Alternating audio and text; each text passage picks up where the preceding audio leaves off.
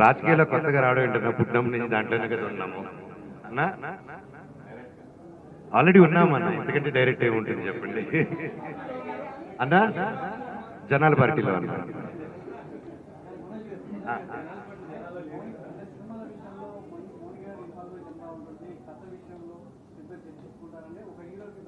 నాకు కథ విషయాల్లో సినిమా విషయాల్లో పలువురు వస్తున్నారని చెప్పి 2016లో నాకు సినిమాలు వద్దురా నాయన అని చెప్పి వెళ్ళిపోయారు.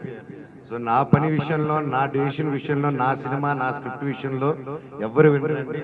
మనోజ్ మాత్రమే వింటాడు. మనోజ్ ఒకటే డెసిషన్ తీసుకుంటాడు.